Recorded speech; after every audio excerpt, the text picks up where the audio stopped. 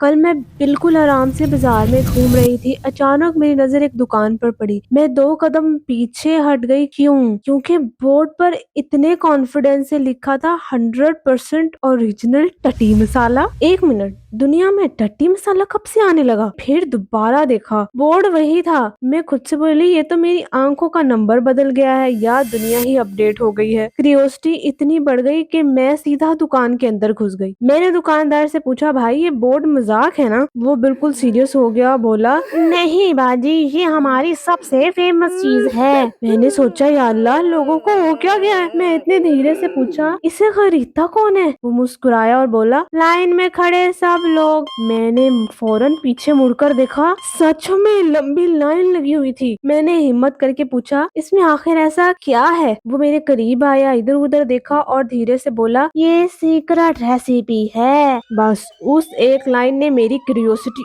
और बढ़ा दी। Secret recipe? किस चीज की? वो बोला, ये नहीं बता सकते, थोड़ा सा हिंट ही दे दो। हिंट भी दे दिया तो बिजनेस बंद हो जाएगा। अब मेरा दिमाग घूम गया। मैंने सोचा, आज राज खोल कर ही जाऊंगी। मैं चुपके से काउंटर के पीछे झुकने लगी। एक बड़ा सा डब्बा रखा था, उस पर भी बड़ा बड़ा लिखा था। मैं डब्बा खोलने ही वाली थी कि दुकानदार फौरन चिल्लाया, अरे हाथ मत लगाना। मैं घबरा जाती हूँ। क्यों?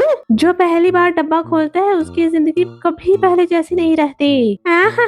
मैं दिल में सोचती हूँ, भाई मसाला है या टाइम मशीन? फिर मैं चुपके से वेट करती रही। एक कस्टमर आता है। मैं सोचती हूँ बस अब पता चलेगा ये लोग इससे करते क्या हैं। कस्टमर धीरे से कहता, भाई वही मसाला तो देना। दुकानदार इधर उधर देखता है, फिर काउंटर के पीछे से पैकेट निकालता है। मैं अपनी गर्दन और आगे कर लेती हूँ, अब तो पक्का राज खुल जाएगा। लेकिन दुकानदार पैकेट को फौरन अखबार में लपेट देता है। मैं बोली, अरे दिखाया ही नहीं। अब मेरी क्यूरियोसिटी और बढ़ गई। मैं सोचती हूँ आज चाहे शाम हो जाए बिना राज जाने नहीं जाऊंगी। फिर दोबारा कस्टमर आता है। वो पूछता, फ्रेश बैच आ गया?